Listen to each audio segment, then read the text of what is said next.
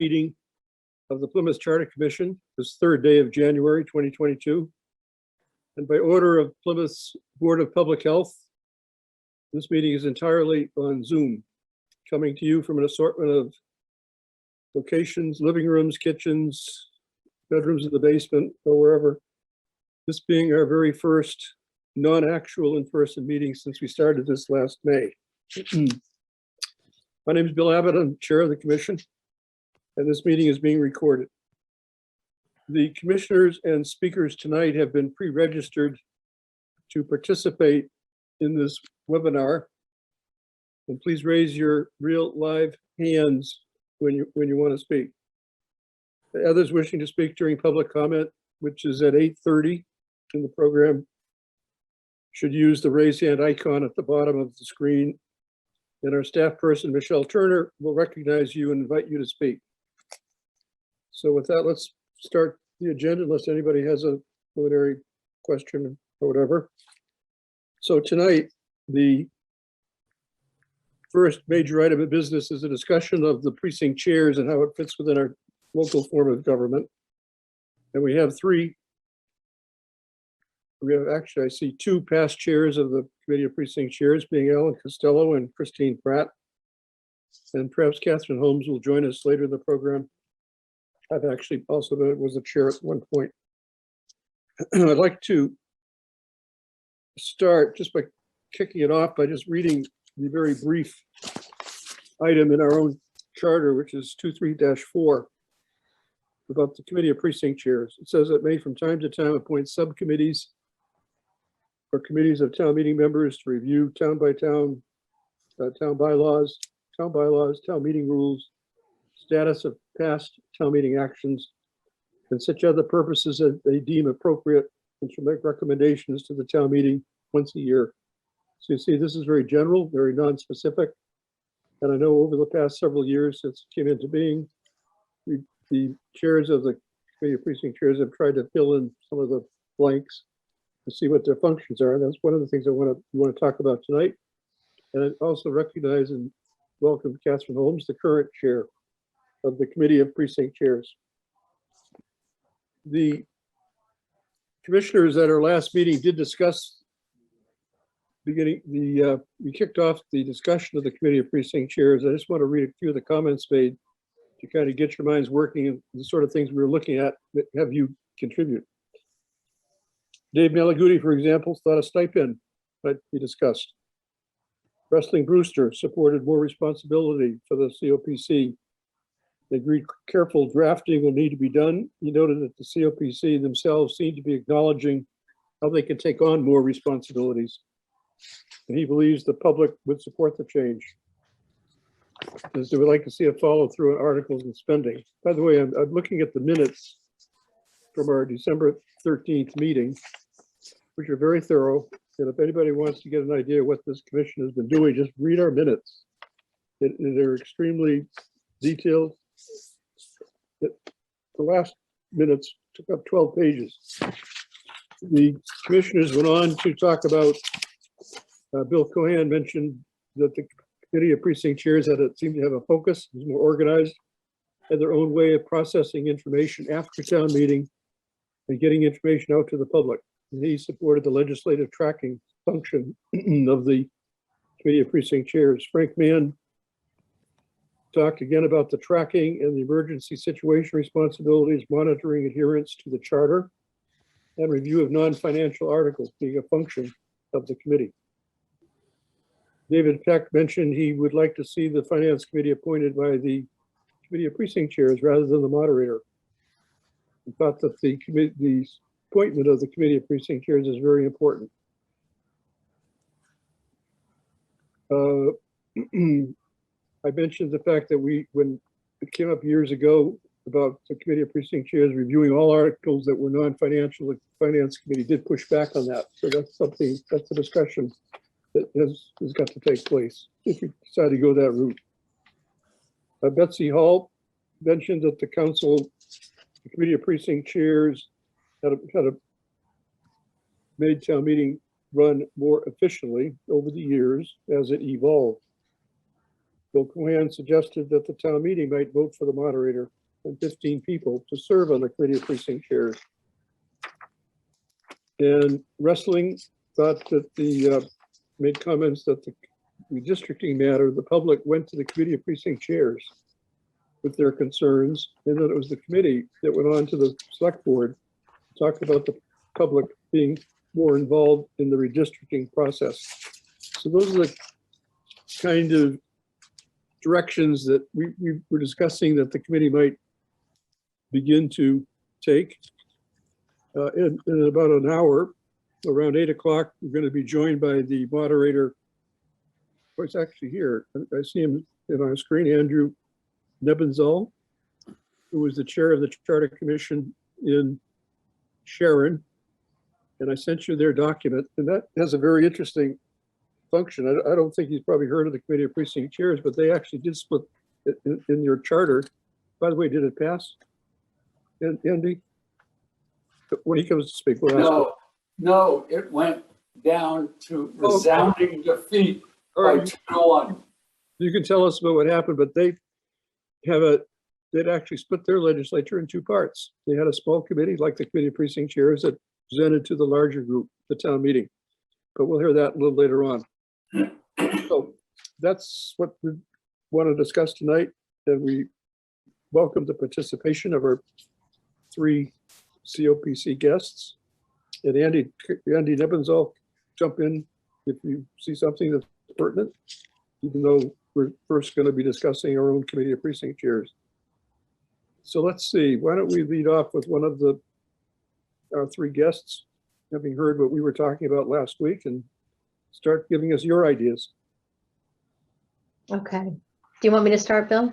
Catherine Holmes, the current chair of the Committee of Precinct Chairs. Yes, if you would.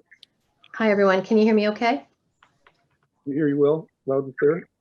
Well, thank you first for inviting me to speak tonight. I've been watching the meetings virtually over the last 8 months, and I've been extremely happy to see the level of engagement that people within the community are showing up and bringing to the table when we're talking through these things. The passion is palpable. So that's been really exciting to see that there's a lot of people that have a lot of different viewpoints, and they're bringing it to this group.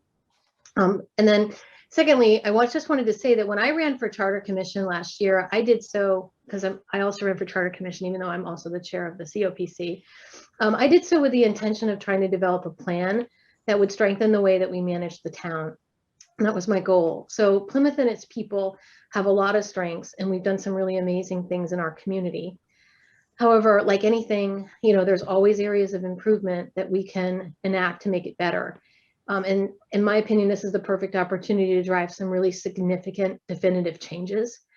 So I'd like to go through a few of those tonight. I kind of put together a little bit of some talking points to kind of go through it. Now, some of it has already been mentioned. Even tonight, you brought it up, Bill. Some of the stuff that I'm suggesting has already been mentioned, but I also just want to convey my support to some of those things. And then I also just want to say that, I've watched a lot of debate on whether we should keep our current form of town meeting or whether we should move to a city council or mayor form of government. And, I've lived in a lot of towns that have mayor, city council over the years, and also town meeting. I was born and raised in Vermont, and it's a very big town meeting form of government throughout. I also lived in Burlington, where Bernie Sanders was our mayor. So I have a lot of experience with all of it. And I really didn't have any issues with how those towns were governed. They all had positives and negatives, and they were typically designed for what was in the best interest of each of those unique communities. So when I think of Plymouth specifically, there's a history in our town form of government that we need to consider. And, I have some serious reservations looking at that that prevent me from being in favor of a mayor, city council form of government at this current time. So for now, I think I would like to see us continue to dramatically improve what we have. So I think some of the things that I've talked about or that I'm going to mention have already been said, but the greatest benefit that I see with town meeting form of government is the access that the residents have in raising their voices and being a part of the decision-making process. And that's really critical.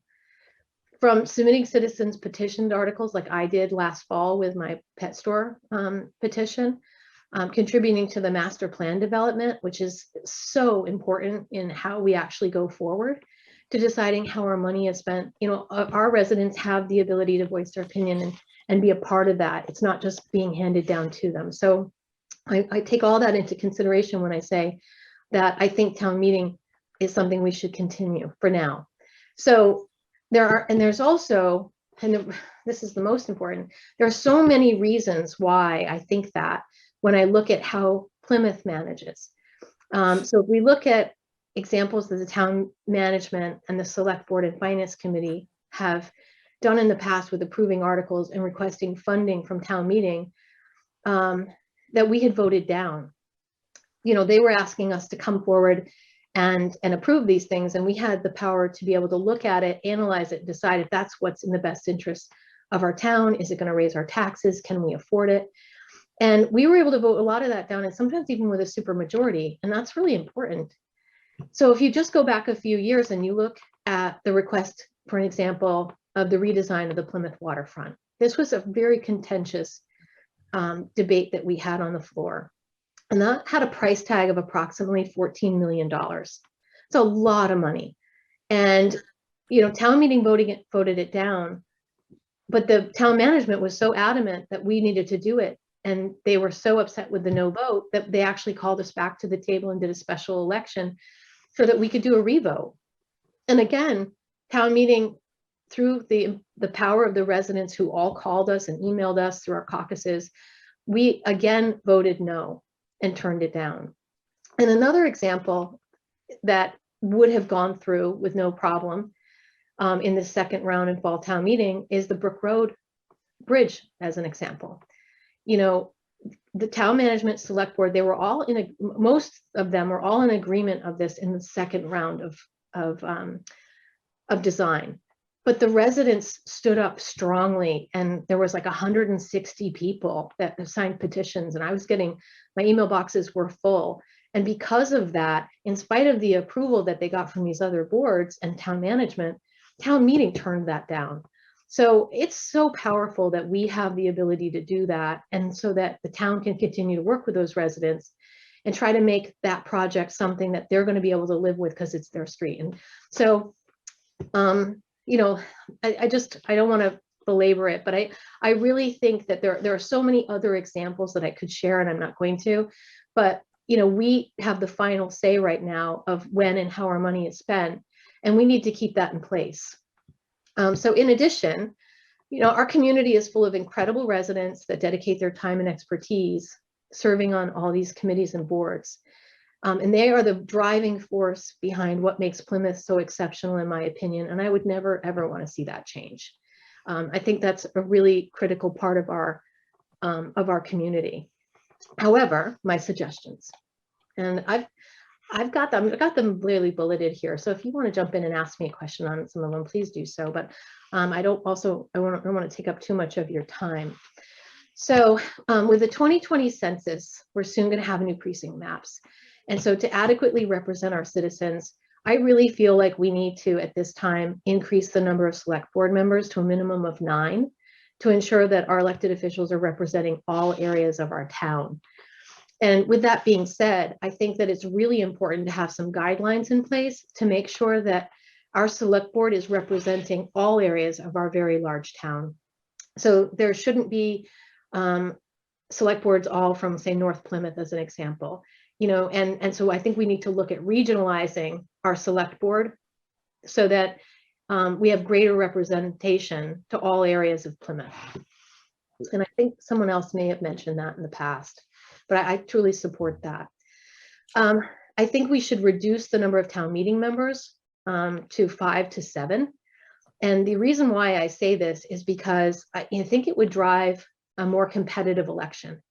And it would ensure that the most qualified candidates are securing seats in town meeting, and they're not just filling gaps. I mean, we're all very aware that the 9 members in some of our precincts have a hard time actually filling those seats. And a lot of people are taking up a spot at that table with just 1 or 2 votes. And I don't think that that's a good representation of what we're really trying to achieve here when we have people come to the table and vote. And so if we reduce that number, that should eliminate 3 or 4 members, and we would actually have a much more concise representation.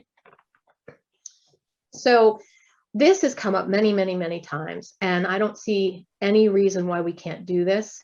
I think we should move to a town meeting 3 times a year. There's no reason why we can't. People will say, oh, we'll be in a perpetual town meeting article cycle. But if we drive efficiencies in that process, there should be no reason why we can't meet 3 times a year. If it's necessary, there may be some years that we don't need to meet 3 and we just meet 2, but if something's coming up, there should be no reason why we can't call special elections more often. And then the Finance Committee, I really strongly believe that this should be elected by a body of people and not a single entity. And if we do that, it will allow for greater transparency.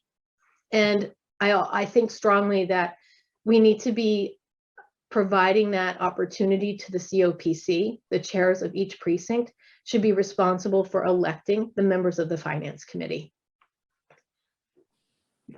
I have a couple more, Bill. Is it okay? So I also think that we need to, as you had said earlier, I think we need to change the way that we review and approve articles for the warrant. So I think our Finance Committee should only be responsible for finance articles. I don't understand the logic behind Finance Committee reviewing articles that have nothing to do with finance.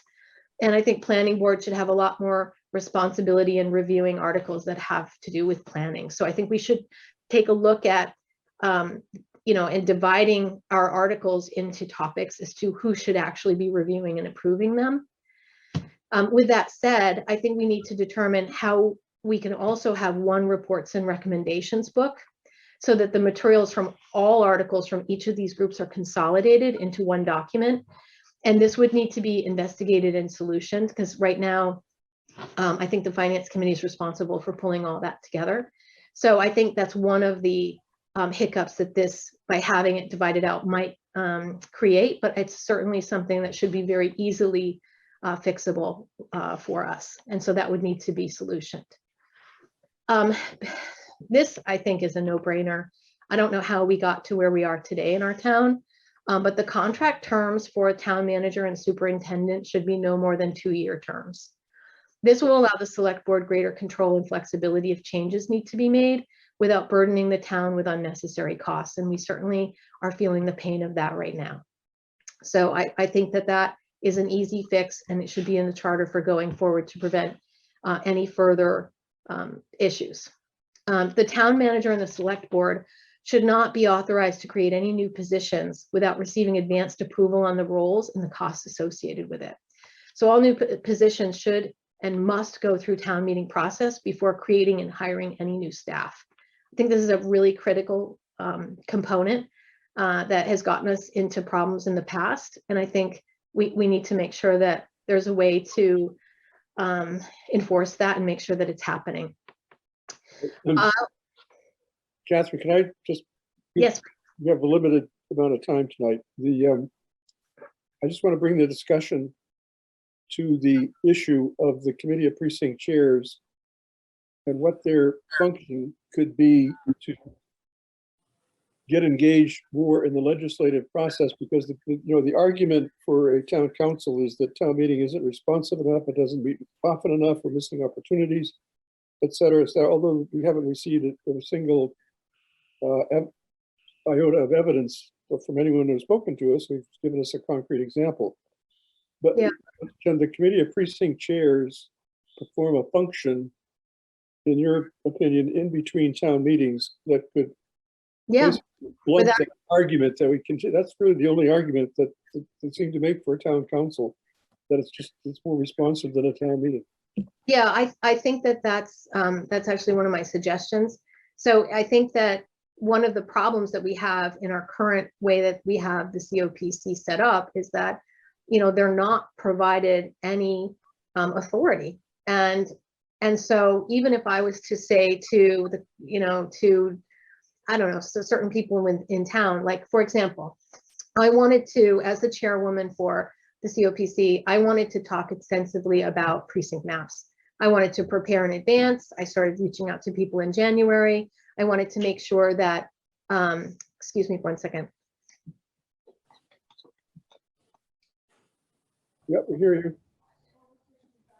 Yep. No, we don't.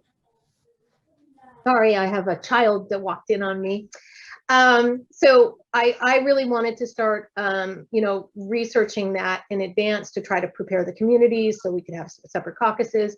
And, it was very, very quickly, I wasn't able to get anyone from town management to come to any of our meetings.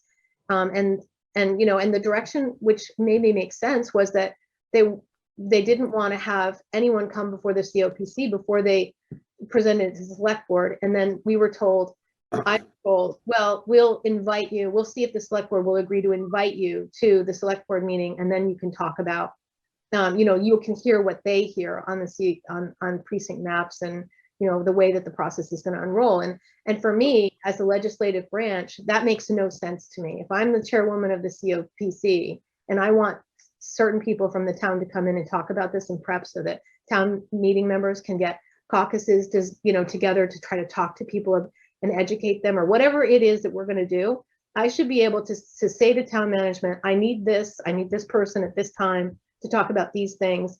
And it doesn't matter what the select board's doing. We should have equal authority to call people in and talk about things that we need to, and we don't right now. That's just the way that they set up. Let's now open it up to see what some of the others want to add, see if we can address the issue on the table is how the committee of precinct chairs can make our government more responsive. Chris Pratt. Thank you very much, Catherine. Chris? Good evening, everybody. Just to kind of follow up on Catherine's last statement, I think one of the very creative attempts by the COPC, both under my watch, certainly under Ellen's watch, and predecessors, Ken Bukes, was to the formulation of what we originally called the Legislative Oversight Committee. And the intent of that was to effectively communicate the status of articles that came before town meeting, primarily financial in nature, and to keep the public aware of what the progress was on those articles, how the money had been spent, etc. And to that end, the influence of the Committee of Precinct Chairs was highly diluted by the fact that it was a request that was made to town management to have somebody, head of planning or the town manager, come before the committee to provide that information. And maybe they did, and maybe they didn't. And so it was the Committee of Precinct Chairs, the strength of that committee was diluted by the fact that it was basically an invitation that could be accepted or not accepted. So it's been highly challenging for the Committee of Precinct Chairs to follow through on their intent to inform the public on the spending, the spending of the monies for those articles and what the status of them is today. And I think it was, it was a very heroic effort that the public would certainly appreciate, to be well informed, and unfortunately, very, very challenging to get the kind of information from finance, from town management, from department heads on the status of given articles. So to that end, I think, adding some weight to the Committee of Precinct Chairs for those kinds of activities would certainly be beneficial. I think secondarily, transparency is key. And I believe that, what better voice than the voice of the community and the influence of the community. And like Catherine, I believe that the Committee of Precinct Chairs is basically the executive branch of the legislation of our town. And they need to be perceived that way, and they need to be treated that way. And I don't believe that's the case.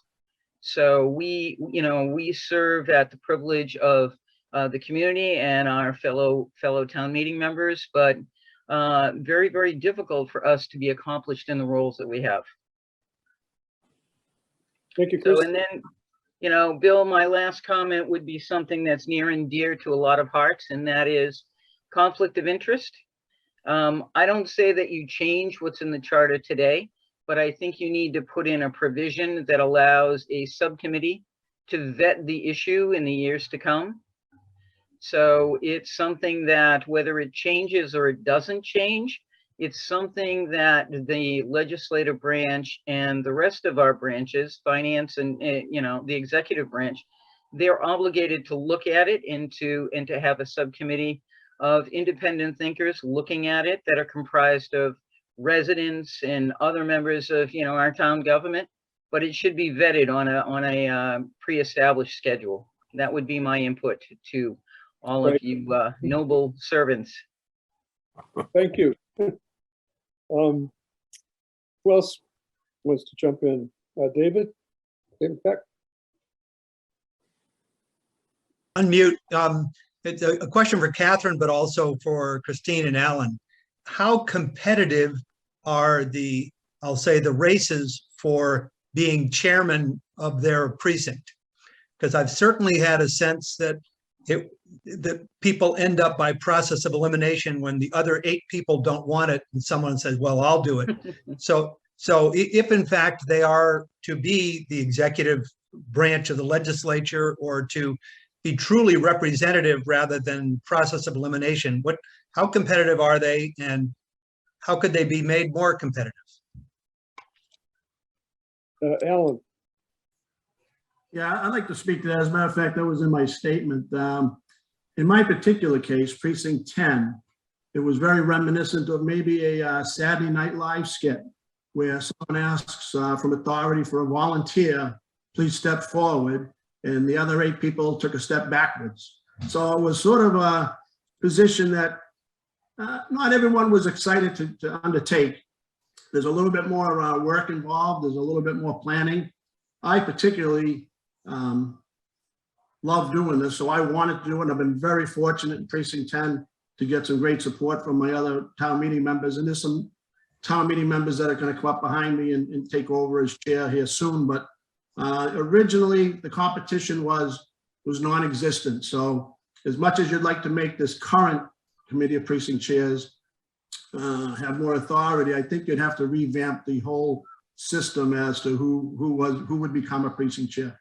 But maybe the enthusiasm for the position, you know, would grow with the powers and the.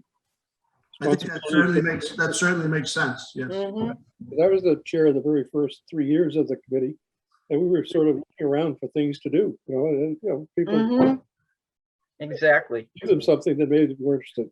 Yes. That if you reduce the number of town meeting members, you'd actually drive natural competition, right? Right. Betsy. Bill, Go what ahead. I wanted to say was, I see the possibility for 2 different roles.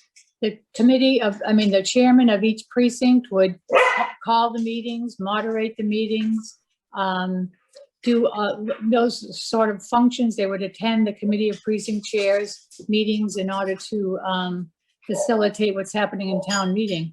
But that one person from each precinct, perhaps, I'm not sure how that would work, but would become the executive branch that would be voted for all of town meeting. For example, we have 9 people who are town meeting members in a precinct right now. So if 4 people voted, let's say I was I was running for chairman of my precinct, 4 people could vote for me, 4 people could vote against me. I could vote for myself. And then on the strength of 4 votes, I would suddenly have a lot of power in the town of over 60,000 people who, weren't really represented by more than just those 4 people who voted for me plus my own vote.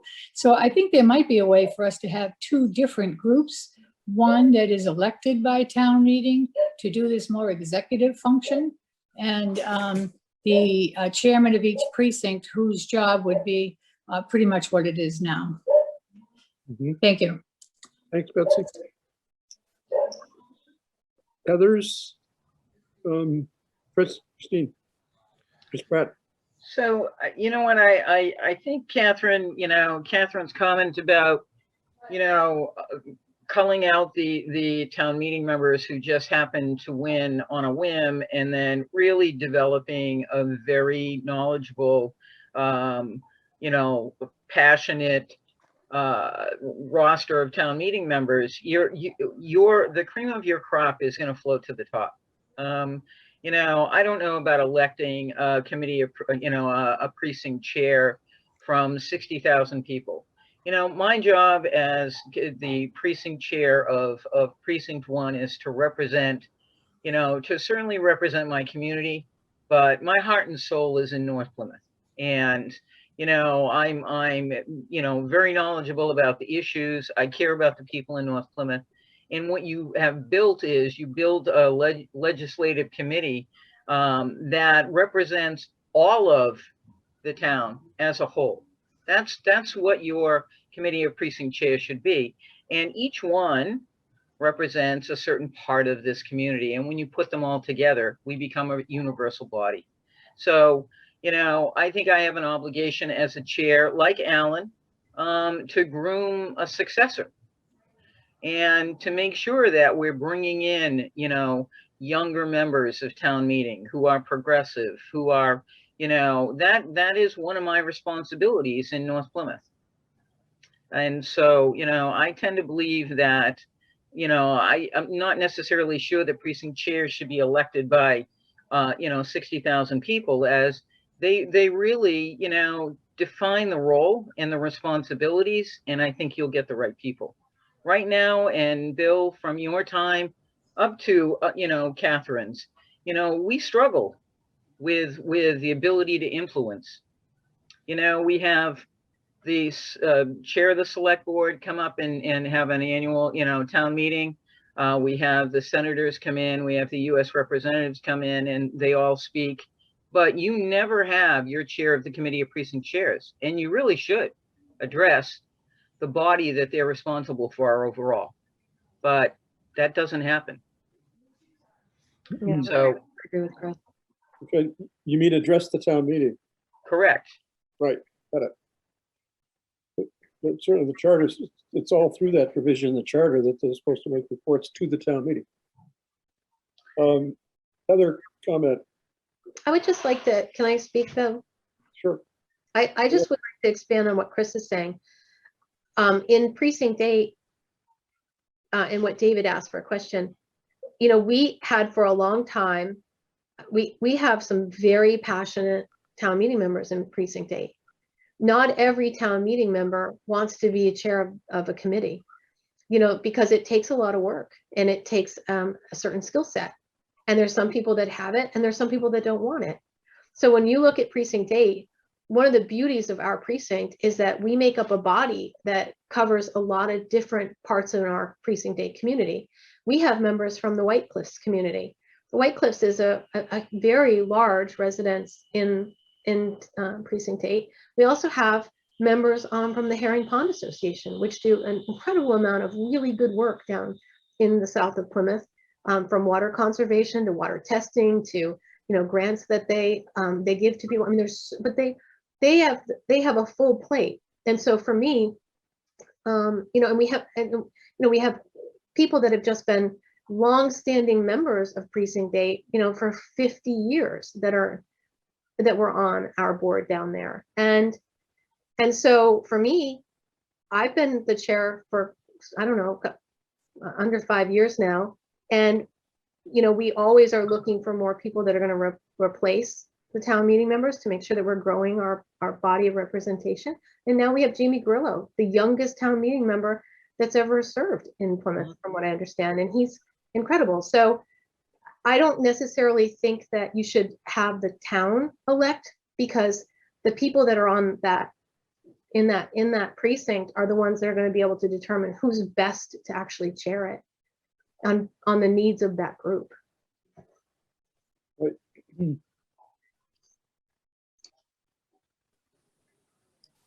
So Bill, could I say something real quick? Let's see, sure, go ahead. Just to be clear, I wasn't suggesting at all that the town elect this body that I was thinking of, I was thinking that perhaps town meeting would pick these representatives, people who would represent them as the executive branch, but they would not necessarily, they could be, but they wouldn't have to be the same people who are the chairman of the precinct. In other words, someone might want to be chairman of their precinct and do the work of the precinct without wanting to be on this executive committee. So I was thinking it would be two separate things, but that and I don't know what we'll call it, I haven't thought of a name, but this committee that was referred to as the executive branch of town meeting, that executive branch would be voted in by all of the town meeting members. That's what I was suggesting, not that it would go out to a general election. Thank you. Right. What do you think is the function of the committee of precinct chairs, getting articles ready for town meeting? And actually hearing articles that are not zoning or financial articles. Who are you asking that to, Bill? I think, Catherine, you were suggesting that. Yeah, I think that should be, I think the COPC needs to take on an enormous amount more responsibility. I don't think that they are unwilling to do it. I think that they, from my impression and talking to the people on our current committee, they are eager to have more authority and more ability to contribute and to be a voice. So I think we're ready for it. We just need to have a charter that supports it so that we can make it happen.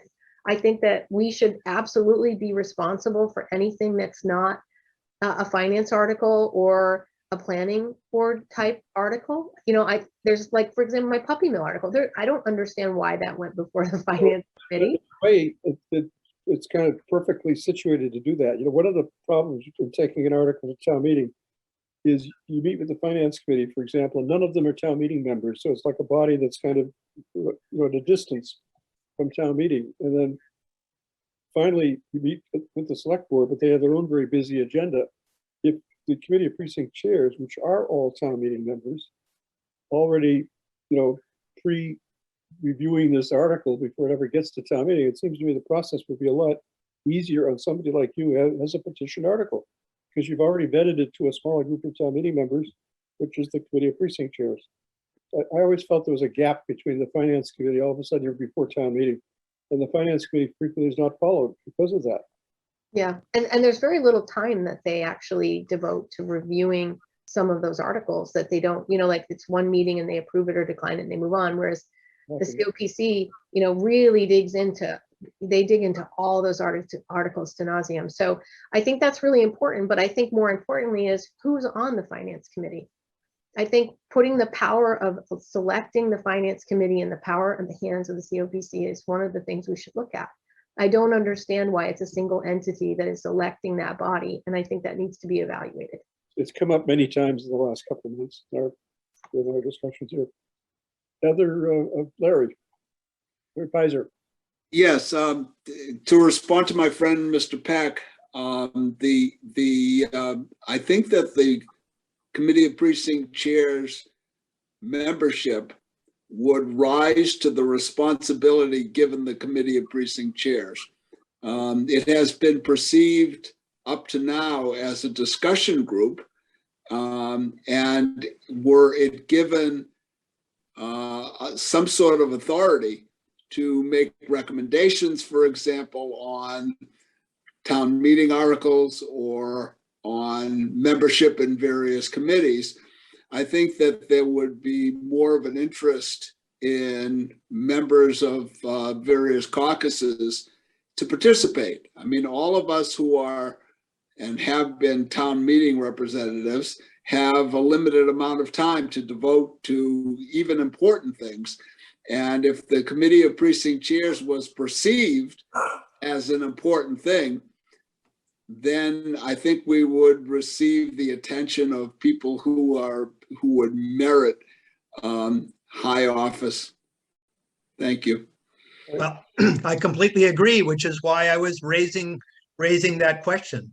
And many of us have raised, ways of giving more power and authority and influence to COPC. It's ideally positioned to be sort of a reasonably sized representative group to comment and influence things. So thanks, Larry. So, but by giving the COPC more power, we're actually also providing balance of power, which I think is really important, because it's not just the voice of two groups. It's you actually have another whole body, which soon will be 18 people. Right. So do you have some, we have to put an outline of what this power would be. This is going to take a real discussion. But I think you might want to do a working group or a round table. I don't know. But I think it would take a lot of people. And I'll shut up. I'm sorry, wrestling. Alan, did you want to jump in? Well, I wanted to speak just quickly to this trying to reconfigure the COPC. And no one would like to see more relevancy come to the COPC than me. I think Christine did a nice job. I thought I brought it along, and I think Catherine's doing a good job. And the people before us did a nice job developing COPC to tell other town meeting members what's going on. But to make it the body that I think this town needs, I think this town needs a body that can meet very frequently, make some high level, high dollar decisions. I think that this group, I'll give it some credit for thinking a little bit outside the box, but I think you're trying to reinvent the wheel. In another form of government, you already have this committee. It's called a council, and you're trying to fit a square peg into a round hole, trying to make town meeting have this spin-off committee to do a job as important as you're hoping COPC will do to bridge the gaps on big financial articles, maybe articles that are time sensitive. You have to reinvent the wheel, and I just think that there's other forms of government out there that are already laid out, and all you got to do is fill in the blanks. But Alan, I think what we're trying to do here is have our cake and eat it too, because many of us see the inherent advantages of a town meeting, having 135 pairs of eyes, looking at zoning issues, looking at projects and all this vast amount of unimproved land in Plymouth, and we're asking, because we also see some problems, just to get rid of it, right? And all of a sudden now we're going to have a 13 or 15 member council making all these decisions and all these appointments. I think, there's such a swing from one end of the spectrum to the other, depending on which of those alternatives you pick. If you're saying, yeah, we could do a council, but we get rid of town meeting in order to do a council, I'm not sure that's a good trade-off. Well, I understand that's what you're trying to do, Bill, and like I said, I'm going to give you some credit on that, because I think you're seeing that a town of our size with the budget and the budget problems sometimes that we have, I think you see the need to have a committee that meets regularly. I think if nothing else comes out of this charter review commission, it has to be the most important thing, that a body meets frequently, twice a month, to conduct the town's business.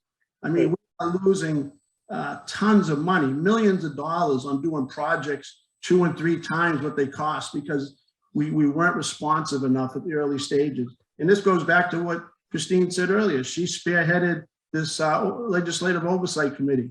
I tried to develop it along with others, and we're still trying to do it under Catherine's commission or her position. But I think it's helpful that we meet all the time, and whatever you come up with it has to be very frequent. And I think you're trying to reinvent the wheel to get committee of precinct chairs to do that. Thank you. Wrestling. Yeah, thank you. What I think would be really helpful, and I really hear what Alan is saying, and I think that what we're trying to do is we're trying to finesse it. But one of the things that would be really helpful to, I think, the commissioners is if we could hear from the chair of the chairs, the past chairs and the current chair, what would be helpful to progress the COPC and to having more responsibility? How do you see getting more responsibility and more, I hate to use the word power, but there's been discussion about having a fund that the COPC can have, and talking about, what articles they be looking at. It would be interesting to me. The chair of the chair has come up with a lot of roadblocks, and I'd love to hear from, Catherine and Christine and Alan about, how we could take those roadblocks away so that it would be easier for the COPC to take more responsibility. Christine? You're muted. We can't, Chris, you're muted. So sorry. One of the things that I think you should consider is allowing the COPC today the charter affords the COPC with the ability to create a subcommittee of its own membership.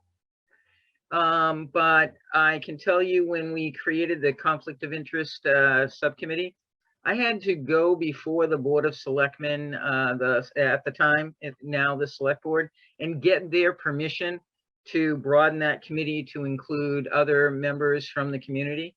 So the ability to have the COPC create a subcommittee that's comprised of various members of the community, including itself, that would be helpful. And what that would do is it would extend their capabilities, because they truly could create an open and diverse committee. And today they can't do that. So that would be one of my strong recommendations, is that you afford them the opportunity to be able to create a subcommittee of itself, coupled with residents of the community or other members of government. Like I said, without permission, we could not do that. So. And the purpose of this committee would be to see how the precinct chairs can enhance their. No, I'm just saying that is one action or one authority that you would be able to give them. Okay. Yep.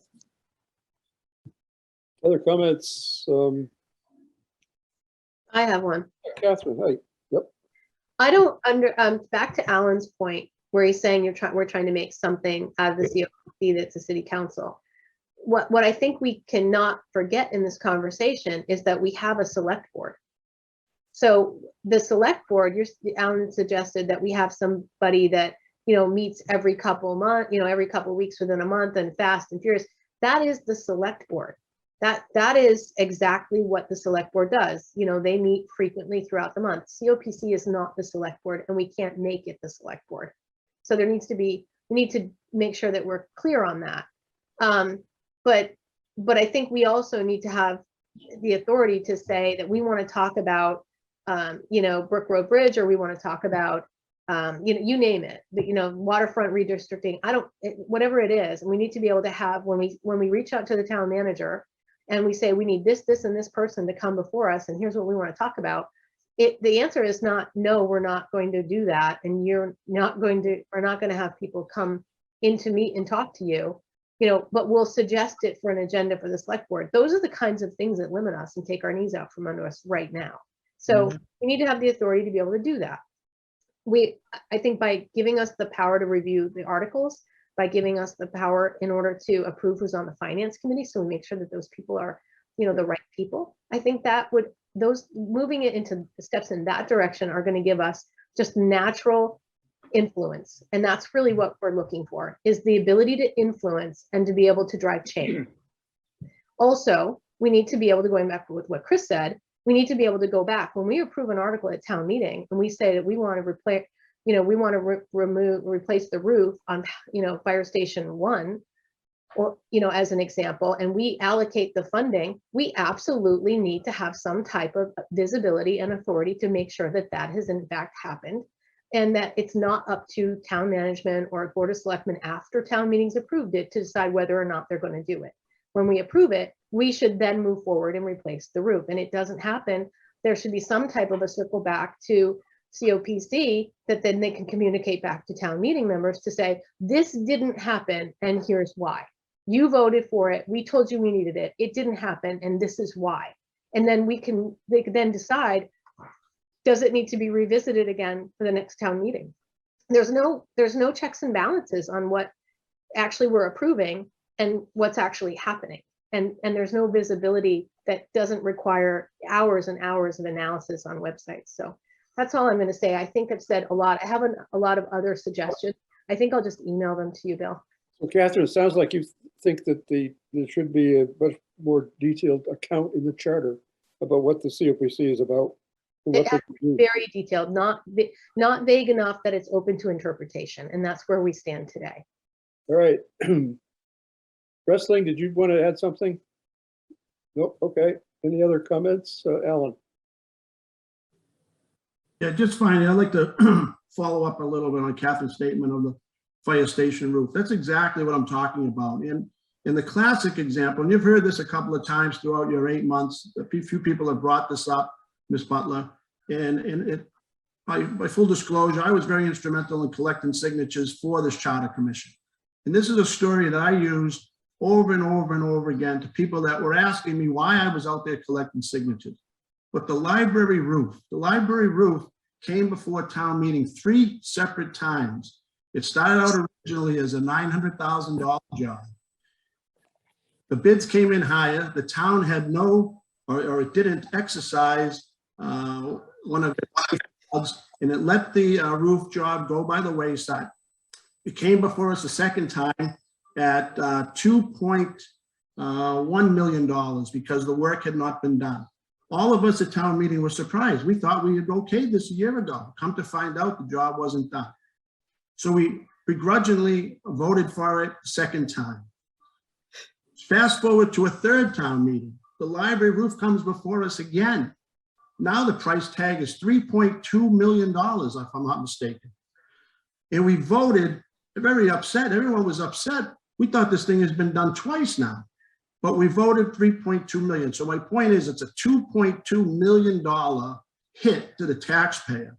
Now, Catherine's right. The finance committee should have had a provision when the first few bids came in over budget that they might have had a pool of money to supplement what town meeting had okayed. For whatever reason, that was never put before them. So if you're going to do something with the COPC, whether it's a pool of money or a ceiling, then I think you have got to at least start there, that if there's some sort of shortfall in the funding on a project that was overwhelmingly successful, then in the interim, maybe the COPC can okay that money. But between the library roof and the fire station, central fire station that Catherine referred to, that was another $500,000 error. Originally in 2010, that was a $56,000 fix. Fast forward to 2019, it's $500,000 to fix the very same roof. These are the kind of projects and the overruns that the taxpayer maybe doesn't see all the time, but that this type form of government and its unresponsiveness is costing them in the pocketbook. Thank you. Larry Pizer. I don't want to argue specific events, but according to the library director, the problem was that particular roof, when the original work was begun, they discovered additional costs. I have been talking to various department heads, and I've yet to find one who says the problem is that I have a problem with deadlines. And I think that David Gould is the most specific example of that. I think that the purpose of the Committee of Precinct Chairs, which is what we're discussing tonight, is to keep an eye on specific problems and to make recommendations. And I would be quite supportive of that activity. Obviously, there are going to be projects that take longer and are more expensive than originally proposed. Even if the problem is not that the amount of money proposed originally was incorrect. Thank you, Bill. Thanks, Larry. Any other? Bill Cohen. You know, it's interesting. It's an interesting discussion about, what role town, the precinct chairs should play in the future. I have noticed that We are going through a specific period of time during the pandemic where the intensity around running for office has been complicated. I think this has had an effect. For the first time in a number of years, what I had been noticing is a growing interest in town meeting in terms of people who are running and the competitive nature where people had to do mailings and put up lawn signs. So there was a natural organic event out there that was taking place up until about the year 2020 when things became a little bit different on the electoral front. And that is there is a growing interest in town meeting and people participating. And I've noticed that on the caucus level too. And then precinct 3, it was a competitive race for chairperson. So there are examples where it's not like it's a hot potato, like you take the job, because it is, like Alan said, it's a lot of work, and it's a lot of it's mundane work, setting up meetings and scheduling time. But when we talk about a precinct chairs, what they could be doing, I think legislative oversight, and Alan's worked on that subcommittee with others, and we do have a policy that has been discussed by the precinct chairs and is being considered by the Charter Commission, and that is giving the precinct chairs more control over the oversight of past articles, making sure that they go to fruition, which requires a lot of discussion around the procurement process. I don't want to blame the select board or town meeting for something that didn't happen. These different departments that have to carry through the actions of town meeting have to go through a procurement process. So some of these things not getting across the goal line have a lot to do with that process, and we should be looking at it, modernizing it for the 21st century. And at the same time, there's one thing I always say about people going to town meeting, and I've learned this lesson a number of times, taking articles to town meeting and not having updated independent cost analysis done on your proposal. That you have to bring in, and if you're proposing to do something, this scope of work needs to be taken to an outside cost estimator. An outside cost estimator can give you the appropriate expected funds needed to bring that project to fruition, because too many articles go to town meeting and you learned afterwards that when you put it out to bid, there's not enough money there to do it. And so legislative oversight can make sure that if there's a problem, it's like a canary in the coal mine, you discover it. And at the same time, the committee of precinct chairs should not let any article go to town meeting asking for an amount of money if it hasn't been taken out to an independent cost estimator to find out if that's exactly what it's going to cost to do that work. Because we ran into a problem years ago. So there's a lot of things that we can be doing. I don't want to blame the town meeting or the precinct chairs for dropping the ball. If anything, the creation of town precinct chairs has made town meeting a much more effective body. We can continue that by strengthening town precinct chairs as a facilitator of a better town meeting and oversight after town meeting. But it's a very interesting discussion. I liked listening to the past chairs and their thoughts on what they saw that we needed to be doing to if we are continuing with this form of government, how do we make the committee of precinct chairs more effective? Thank you. Okay, just when I think Wesley mentioned the function of the chair is quite different from what we've just been talking about as a forum for the public, basically to try to get closer to their form of government. If they see something they want to be heard, the precinct chairs can accommodate that. And like they did during the whole redistricting episode, where the members, citizens went to the precinct chairs and were heard there, and then it developed and rose to the top, and then committees were formed, and the redistricting people played a much bigger role in it. So the precinct chairs, I think, is a bit of a safety valve for public opinion to be heard. For some reason, they don't go to the select board, who's supposed to be focusing on long-term policy. And precinct chairs is the government really closest to the people in many respects. Betsy? Betsy, Hi, Bill. I want to tell everyone about something that I just discovered. It's called Engage Dartmouth. And it is a website that the town of Dartmouth, Massachusetts, has just started. And it is to inform the residents about every project that town meeting has voted for. So you can click on a project and it'll tell you where in the process that project is at this time. And it's an interactive website, so people can ask a question and be answered. I don't know who is monitoring it. I haven't spent a lot of time on it yet, but I recommend that people look at engagedartmouth.org, I believe it is. Go to the Town of Dartmouth website. And that's the whole purpose of that website, is the management of the town, informing the town how their money is being spent, how the articles that have been passed by town meeting, how they're proceeding. So I think something like that would be fabulous for every town to have, and perhaps something that Plymouth would look at, keeping all residents up to date in just one website where they can just go and find out, what's happening in their town. Right. That's a whole nother chapter in the charter. Any other comment?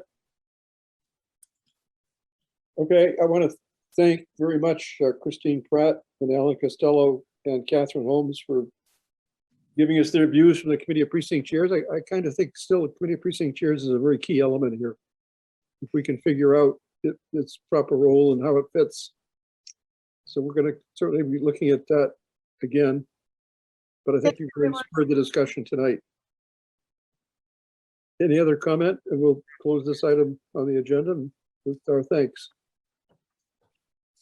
Okay. Thank you very much, Christine and Catherine and Alan. Keep up the good work. Thank you for the invitation. Right. So our job is just beginning to put this all together. So now I'd like to turn to Andy Nebenzahl. Did I get it right? You did. Who's an attorney in Sharon, who's been down this process before, and is, I guess you're now the moderator? Yes. Yep.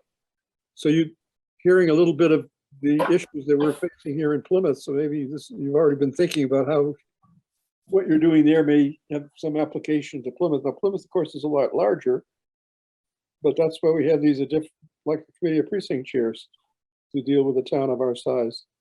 But I noticed you also had a legislative committee that fashioned articles, got them ready for town meeting. So go ahead, Andy. By the way, Andy comes to us thanks to Betsy Hall, who saw him at a League of Women Voters Forum on local government. He was one of the featured speakers. So welcome. Thank you. I don't have any particular introduction to give, but the last hour was fascinating. That's all I can say. And if I had anything, it's more questions than answers. So I'm going to, if I may, start with some of my questions. First of all, what is the role of the Board of Selectmen? Does anybody want to take this one on? This is something we've certainly been looking at very closely, because for one, I think the current select board is not performing the role it should be.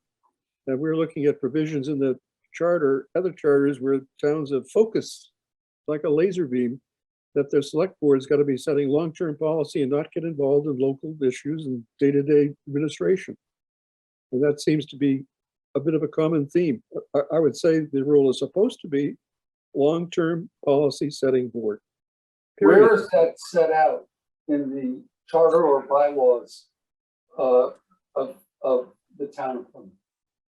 It should be in the charter, but it is not in our charter. Our charter now has them sort of tells all the various appointments they make and say they're the executive board of the town, and they do their licensing authority. They have a lot of dilution in these powers, but having to deal with a lot of really, day-to-day ministerial functions, which a strong town manager, I think, and we're looking at, the strong town manager should be the administrator, not the select board.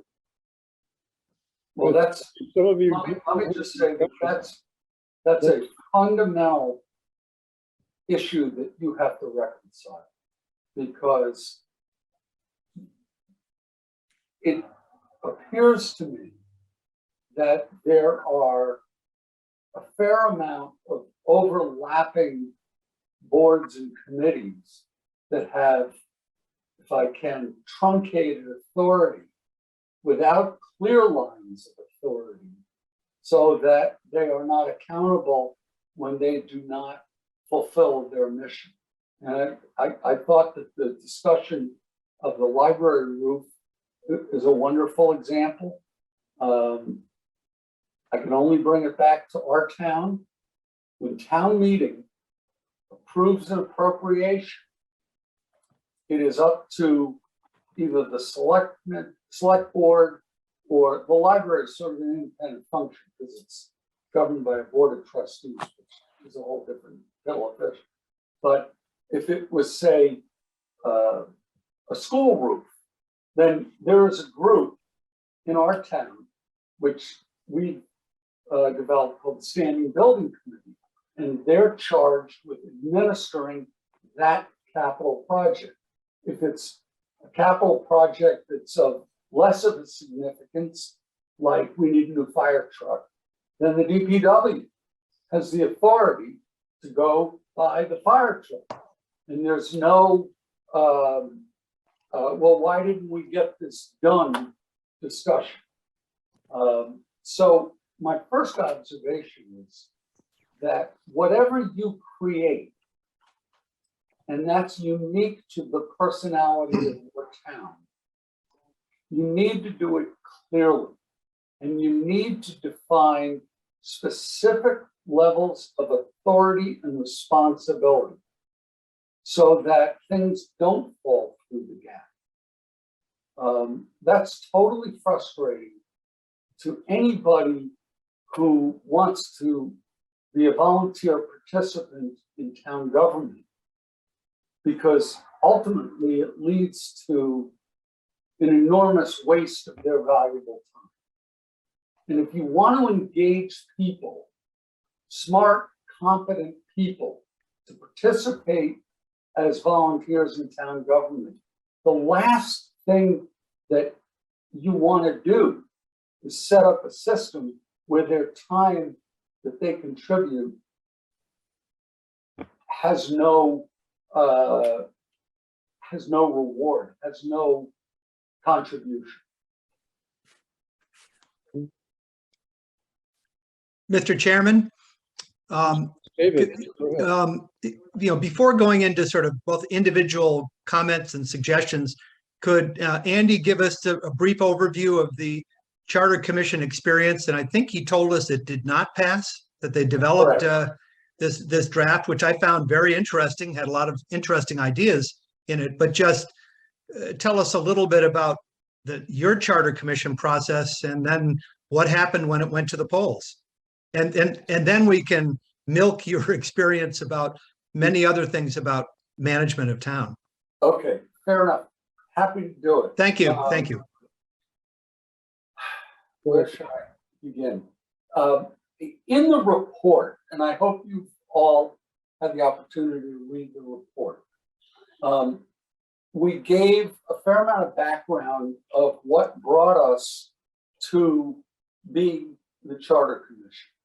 And primarily that was that there was a sense that town meeting was not working, not because of some of the things that you guys have talked about, but because there was so much authority vested in town meeting that, and we have an open town meeting. I should really be clear about that, because there's a big difference between a representative like you have and an open like we have and have. And one of the criticisms was that town meeting tended to make some very ill-advised, quixotic decisions about either land acquisition or bylaw changes based on who happened to be in the crowd when this was taken up. And oftentimes those things were taken up at the end of the warrant. And this leads into something else that I'll get to in a minute. And in those days, town meeting took minimum of 2 nights, often 3, and occasionally 4. And so if you think of what I said earlier, that if you really want to engage people to participate in the decision-making process of town government, you don't want to make them sit there for 4 nights having to vote on something that by the time they vote on it, they don't even know what they're voting on, and they respond to the emotion of the moment. So in part, that was what led to the Charter Commission. We did it by initiative petition. We had 1,800 plus signatures, and I thought it was a great idea. I had, before that, served on a government study committee that really went nowhere. And then I served on the school committee for 2 terms, 6 years, and sort of had an inside view of what was working and what wasn't working. So I felt really good about the effort to try to craft a structure that was coherent and effective. Now, the big fight over this was, do we eliminate open town? And I was absolutely on the fence. There was a certain group that said this is an absurd waste of time, in an uninformed way of dealing with the town's major legislative issues, the budget, bylaws, zoning, all that. So we spent 2 years after we really interviewed a lot of people and folks from different towns and tried to figure out what was best done in one town and what wasn't working in another town. And then we came up with this model. And the model, believe it or not, was this hybrid model that we didn't create out of whole cloth. There were actually a couple of towns in Maine who have done it this way.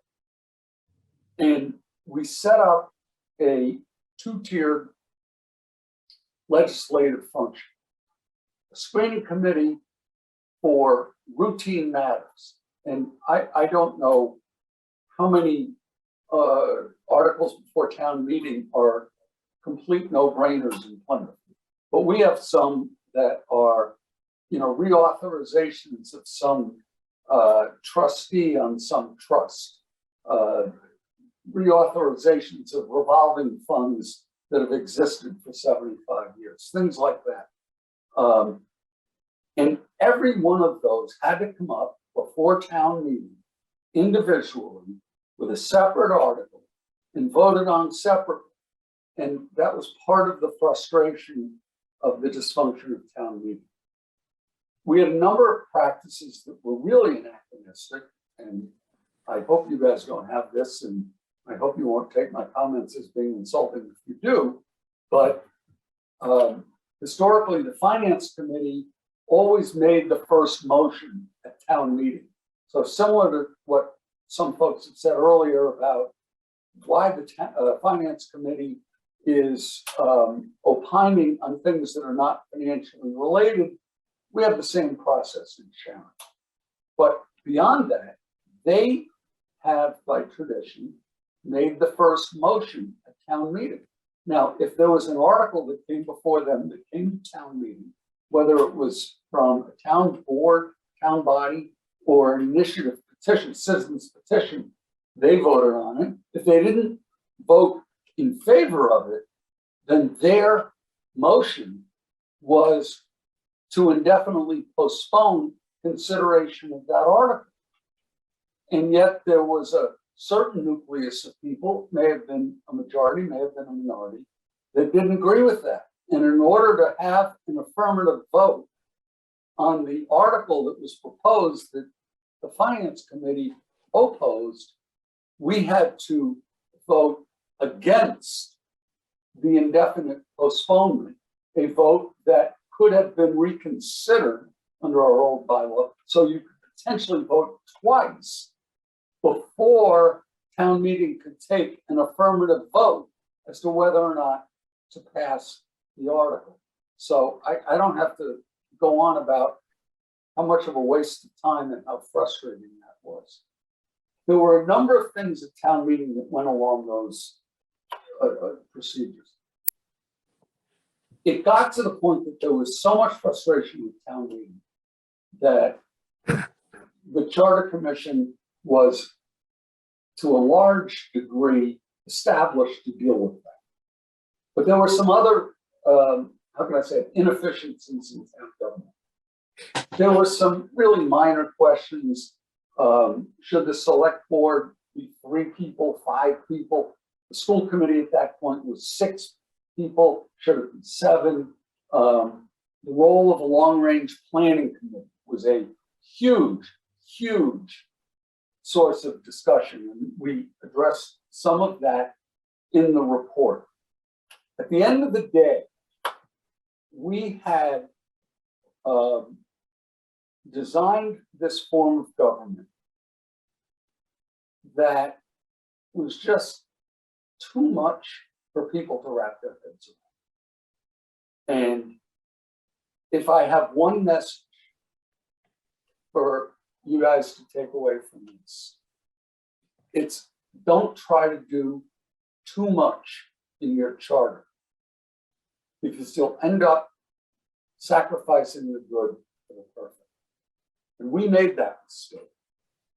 And it was a painful mistake for us that worked for 2 years, thinking that we had studied this, that we had figured it out, that we had come up with the right model, and then it was rejected 2-1.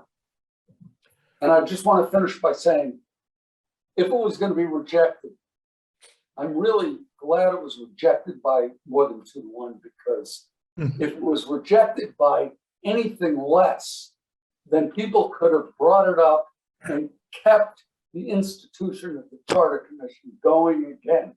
And I was quite pleased that that was not going to happen. I will give you one more postscript, and I think this is very, very important. If you read the report, you read the minority report, one of the, Peg Arganville, who is a, by the way, dear friend of mine, could not vote for the charter as she expressed in her statement, because she did not want to get rid of town meeting. And she thought that the problems that we appropriately addressed and identified with town meeting and with the structure of government were very worthy, but didn't require a charter that was going to eviscerate everything that people came to know in Sharon as we do business. And as it turns out, and what was that, 2009, 2009, got voted on in 2000, voted down in 2010. Almost immediately, the existing town moderator adopted some of the suggestions we made. For example, he got rid of the affirmative vote, negative vote with Finance Committee. And there were some other things that he did. And ultimately, the irony of this is, I was asked to run for town moderator when the successors left. And some people thought that that was really inappropriate, since I was the name behind the face of trying to get rid of town meeting, be that as it may. And we were able to institute some reforms. We do a consent agenda. So all those routine motions get lumped into one. We do it in about 10 minutes, 15 minutes. We read them. Anybody who wants to pull one out and debate it or consider it separately, we do that. And then boom, we're done. I will say that last spring, we were in and out of the annual town meeting in about 3.5 hours. And we do not have to schedule a fall town meeting. So when you think about whether or not you have to have more town meetings or less town meetings, I would submit to you that it's more about what happens between them and who has the authority to do what specifically, as opposed to whether or not you need more town meetings. And that's what we're focusing on. Thank you very much. Good. Any other questions for Andy? Bill, I have a question. Let's see. One of the town, we all took some towns, Andy. Thank you so much for all of your comments. I really appreciate your coming and joining us tonight. And I'm sure that you have lots of experience to share with us. Maybe we'll be asking you more questions in the future. But our charter says that town meeting members can challenge a ruling by the moderator that is a procedural motion. The town of Dartmouth, however, has a part of their charter says that the town meeting can challenge the moderator on any ruling. And Plymouth is limited to just procedural rulings. Could you speak to that? How does that work in Sharon? And as a moderator, what do you think about that? So how do you elect your moderator? Elected by the people. Okay. And does he or she have established rules of order, or do they use town meeting time? Is it Roberts? Yeah, let me just add here, yes, we follow town meeting time. And I know there's two schools of thought expressed in town meeting time. And this particular provision that Betsy's talking about got into the charter recently through a charter review process. But I would say it's broader than just procedural. It says that anytime the town moderator makes a ruling on a point of order, it can now be challenged by the town meeting and overruled by the town meeting. The point of order could be somebody trying to propose an article like on a referendum or something that the moderator thinks is out of order. So this is more than simply process. These are substantive rulings by the town moderator that up until now could not be overruled by the town meeting. So Bill, you're saying that you think what we have is sufficient. Well, you can make it, you could write it even broader, but right now it says a point of order, and people get shut down on points of order trying to do substantive things at town meeting. I think that leads to enormous dysfunction at town meeting. The moderator in Sharon has very limited authority. I preside over town meeting. I can appoint members to the personnel board. I found out today that I didn't know that I can appoint a member to the Community Preservation Committee. And I can appoint a member to the nominating committee to the Standing Building Committee. So if you think about that in terms of the role of the moderator, it's not exactly like I'm a czar over the town. I have very limited authority. I don't want any more authority. However, I have to have the authority to call balls and strikes at town meeting. And if somebody can get up and say, for example, point of order, this amendment is not within the four corners of the warrant, and the town moderator rules that it is, then you then have a vote as to whether or not the town moderator's ruling is correct. 2/3 vote. I'm sorry? It's a 2/3. Even still, I mean, I think that it could lead to all kinds of problems, and it could lead to further dysfunction.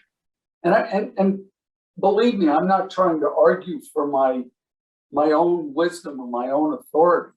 I may get something wrong.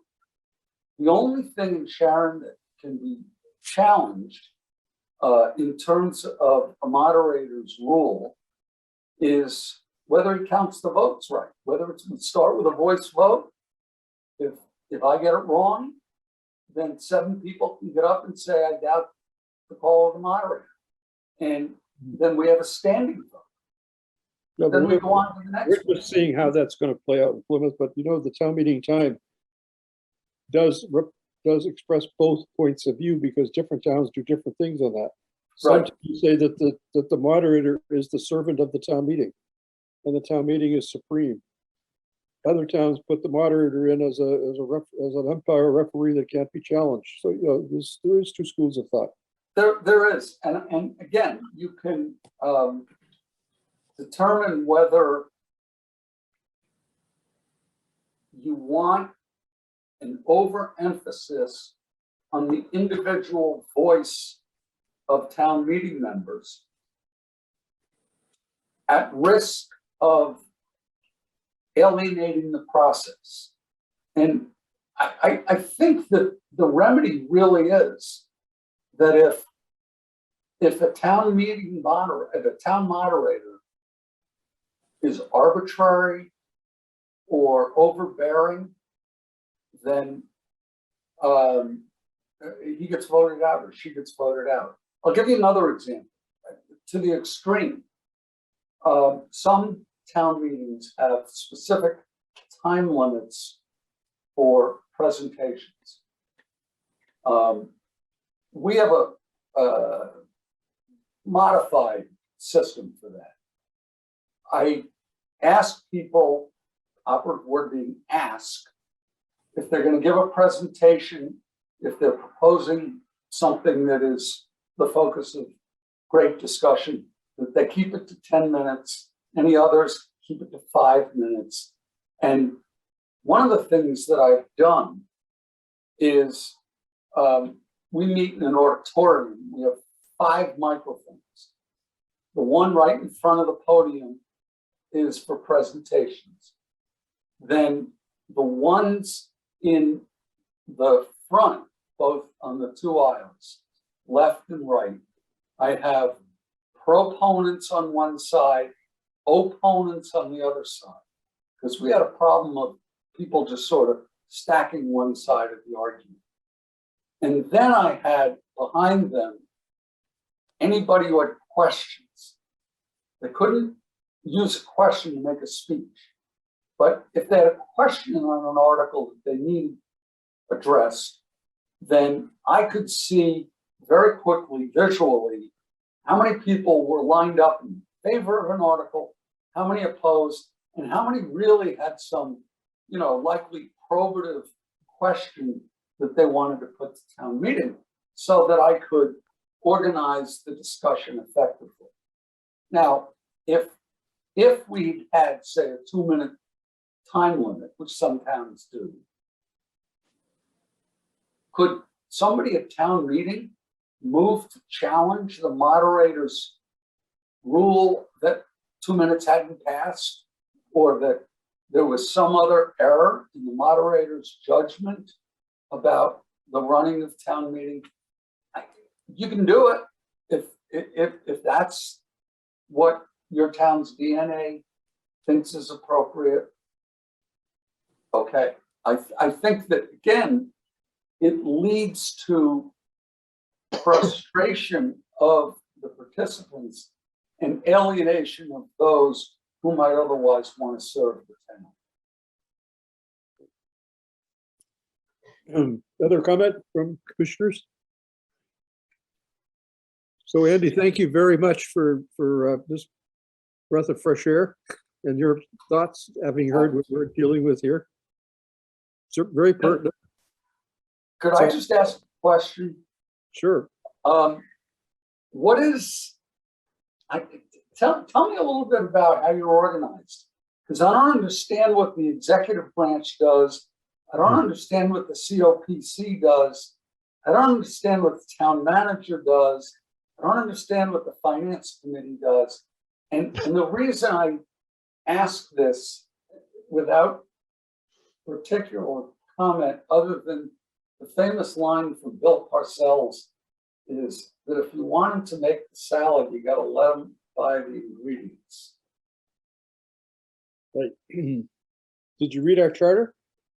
No, I didn't. I confess I didn't. I wasn't asked to, and I wasn't. No, but I each wasn't given. of those bodies has a chapter in the charter, some more definitive than others, some more specific, but and obviously many of us think that some of our bodies are not currently tasked correctly. And it's not working in some respects. So we're looking to make improvements either with the new charter or changes to the existing charter. We're not sure which way we're going to go, but you can't look at our current charter and have us necessarily defend what you see there because we think things need to be fixed. Yeah, and Frank, did you want to add something? That wasn't me. no, that was me. I'm sorry. I was just going to point out, though, I wanted to point out that our charter does say, in maybe too simplistic terms, that the select board serves as the goal-setting, long-range planning, and policy-making body of the town. And I'm not sure if you attended a board meeting of the select board that you would be able to deduce that from what their meetings usually consist of. And that's something I'd like to see maybe made more explicit in our charter. They say they should maintain a policy handbook. I'd like to see that policy handbook. I think it says things like treat each other nice. That's not the policies that I want to see before in the fore. Andy, one of the problems we have, and maybe you can tell us how you handle it, but we find many respects where the charter is not followed. The charter can have those words which Frank Mann just said, which makes sense, but that doesn't necessarily mean they're doing it. And what do we have as an enforcement mechanism for the charter? well, ultimately, you have the power of putting them out of office. But if you, again, I think, however you define the division of responsibility in Plymouth, you have to define it clearly and concisely. So the finance committee, I'll give you, again, I'll come back to the Sharon model. If you read the charter, the proposed charter, we had this legislative screening committee. And part of the idea behind the legislative screening committee was to deal with all these routine articles that just had to come up to town meeting by operation of law. Every year you had to reauthorize this, reauthorize that. And the finance committee acted as a screening committee for everything that came before town meeting. And they did the deep dive that it sounds like the COPC is in part given the authority to do, and the finance committee in part is given the authority to do. And I think that's a very dangerous model, because I think, as you guys have pointed out, when some initiative is not accomplished, there's nobody accountable for the fact that it hasn't been accomplished. So if the select board is going to be the long-range planning committee, and again, if you read the report, we talked extensively about the need for that, which, again, I will say, and I had nothing to do with this. I took a long hiatus after the Charter Commission, but the powers that be in town developed the long-range planning committee, and the planning board, and the zoning board, and the school committee, and the select board, and the capital outlay committee, they all meet now regularly to say, okay, what do we need going forward? How are we going to finance it? What's the plan? I think that one of the, some of the evidence that has worked is that we have not had an operational override since 2007. Because in 2007, we passed a 3-year override that anticipated operational budget needs. So we still have the levy capacity so that we don't need an operational override. We've had to do schools so that we do capital overrides, but that's a one-off. But it can work well. And it can work well when people are given a task that they can spend their time accomplishing that task. And if everybody's running around, forgive me if I'm disrespectful, but in effect chasing their tails with wonderful ideas and wonderful efforts, only to be frustrated by the fact that there's no teeth in what they're doing, it's a serious problem. It really is. Larry? Andy, I appreciate your discussion. I think that you've made me feel a lot better about Plymouth. I think that the discussion that we've had is not a lack of clarity, but a question of whether or not that clarity points us in the right direction. Sometimes some of the boards fulfill the responsibilities that we imagine for them. I think that we can probably clarify the language that these boards have. But for the most part, you ask about the Finance Committee, which correctly is named in Plymouth the Advisory and Finance Committee. Whatever one thinks of them, they're doing the job that's assigned to them, and the appointment authority is clear for them. We do have challenges to become even closer to perfection, but I think what you've said to us is we do have a fair amount of clarity, and that's probably something that's good. And by the way, as the former town clerk of Plymouth, I have admiration for both of your previous town clerks, going all the way back to Shirley Davenport. Oh, Marlene. Oh, I love her and miss her. Yeah. And Shirley as well. Yes. Say hello. They're both great. And I think, look, I don't mean to comment that you guys aren't really doing well, because I think you are. I mean, Plymouth is a wonderful, wonderful town. Not so sure about that rock thing, but that's a different discussion. But no, it's great. And to be perfectly candid, I've thought at some point in my later life I might move there because it's beautiful. But it's hard to do what you guys are doing, what any citizen governed town of 60,000 people is attempting to do is a huge, huge challenge. And I get that. And I commend you all for spending the time to think about these issues, because they're fundamentally important to your community, of course. And though you may or may not get the appreciation of your townspeople, you should know that you're really doing great work, really. I mean. So on that note, Andy, thank you very much for coming down and zooming in. And it's been very, very insightful. And we're going to remember many of what you told us tonight. All right, Beth, you owe me a dinner. Thank you, Andy. You're welcome. Good night, guys. So now we move to our next. Yes, agenda. Andy, I do owe you a dinner, and I will pick your brain at a future dinner. I want to hear more about your priorities committee. Okay, great. Easy done. The Priorities Committee will do again. So now we turn to public comment on our agenda. Michelle, is there anyone that wishes to speak to us on public comment? Yes, we have Anatol Zuckerman. I will allow him to talk. Okay. Hello, can you hear me?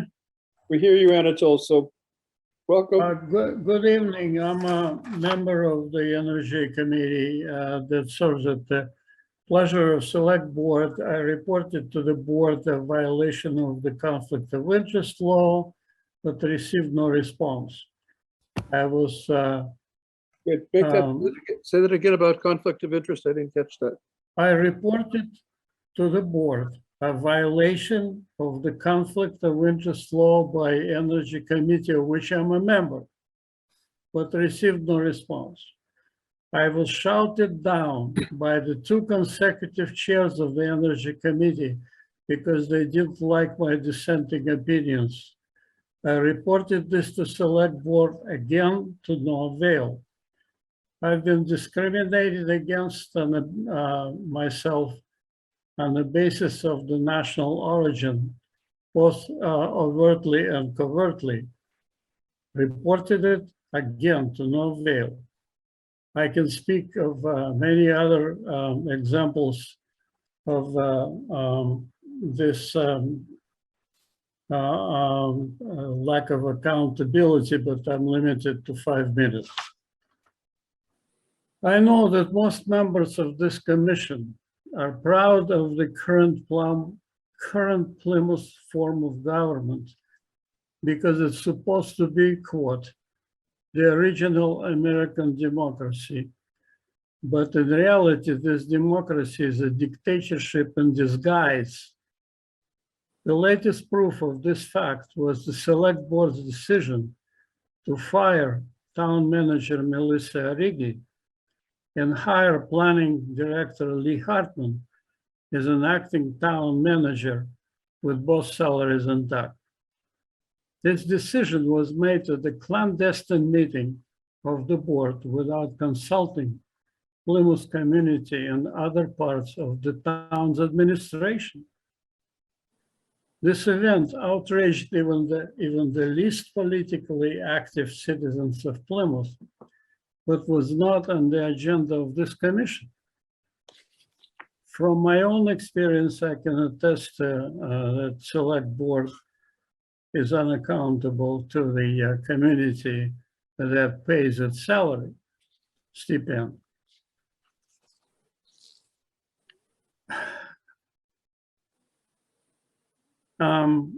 Reportedly, this mode of operation was practiced for a long time. Such dictatorial tendencies are unacceptable in any democratic society, let alone the original democracy of Plymouth. Therefore, I respectfully suggest to include this issue in the next agenda of this commission in order to install democratic principles in the next Plymouth Charter, regardless of the form of government that people may eventually select. In order to achieve this goal, I would be glad to discuss this with you with my specific proposal. Thank you. Manitou, you're welcome to submit something in writing that we could read if you have thoughts about this. The particular incident that you mentioned isn't finished yet because I think a lot of us are waiting to see minutes from these meetings that we haven't been able to see yet. So story isn't over, but you're certainly invited to submit in writing, things that we can ponder and think about and put in our records. Anybody have a question for Mr. Zuckerman? Silence, of course. No questions as usual. Right. Well, if you give it to us in writing, it's more apt to get a response. Yeah, I hope you will respond to that. I think that's important. Right. Thank you. Michelle, do we have any other citizens that wish to speak? Yes, now I'll bring in Kevin Lynch. Okay.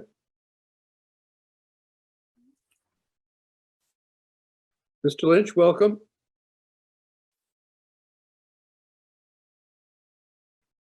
I'm trying to get him to unmute. Right. I think he's there. Kevin?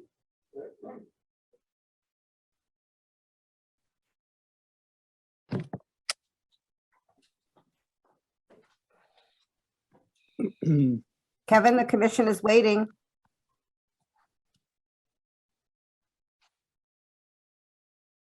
Well, let's Well, we can try someone else. Hold Yep. on. go back to Kevin. Okay, we'll have Ken Christofori. Right. Mr. Christopher, welcome. Can you hear us? Oh, wait a minute. Can you hear me okay? Yes. Okay, hi. My name is Ken Christopher. I'm a 67-year lifelong resident of Plymouth, and I presently reside in precinct 13. I've got to say that back in the day, the select board, the way it presently was working okay. However, since the town has obviously grown quite a bit, I don't believe that the board is working the way it should be. Specifically, the way it appears to be putting pressure on this commission to do things that I don't believe was within your scope. So the way I understand it is the commission was elected by us, the people, to make recommendations as to what form of government should possibly be chosen and to be adopted by the town of Plymouth. But this commission needs to be allowed the time to follow through the scope of work. However, the select board seems to be putting undue pressure on you by state of the last couple of select board meetings that I listened to. One stating that they want to put a non-binding issue, a vote on the next ballot as to what type of government I couldn't quite understand should be presented. But this is within your scope of work, not the select board. So again, that's my understanding of select board overstepping their boundaries.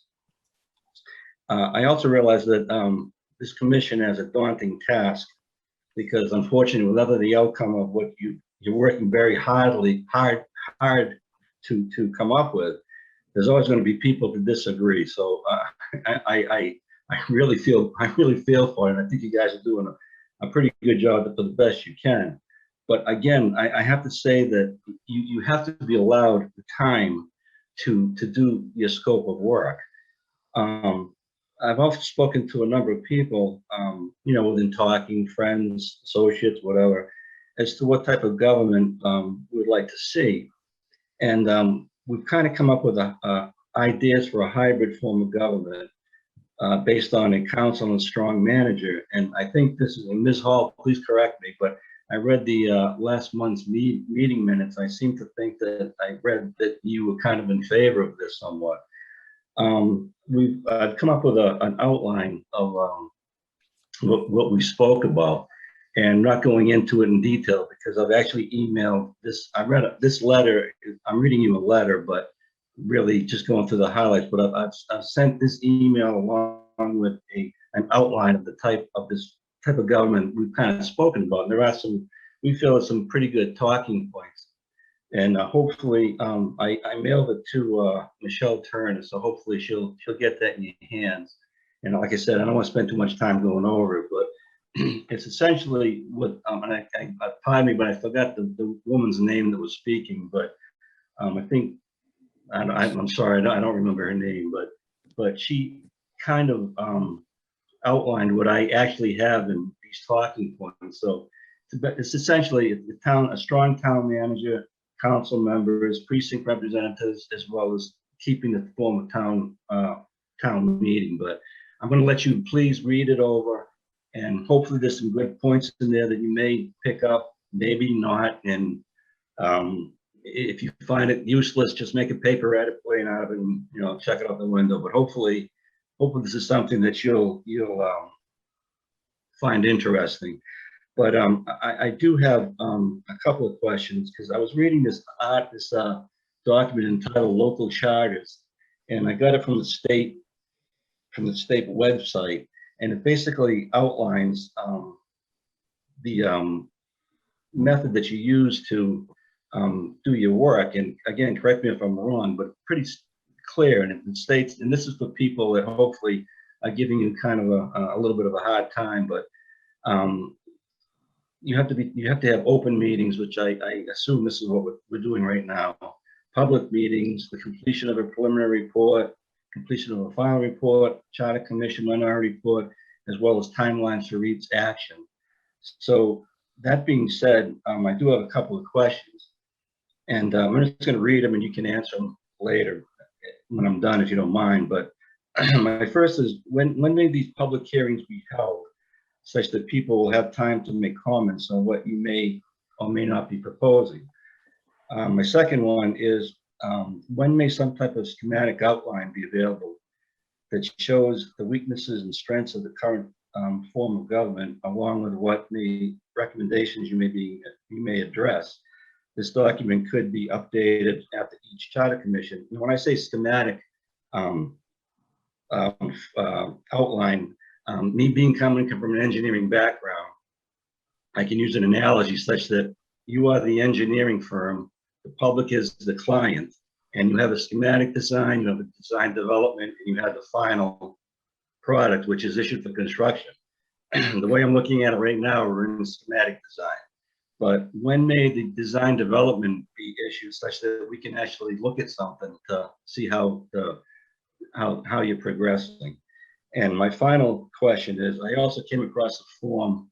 It's entitled Forms of Local Government, Commonwealth of Massachusetts, and it's from the Massachusetts Municipal Management Association's Form of Government Committee. And it outlines 4 types of government. And one's mayor council, one's council manager.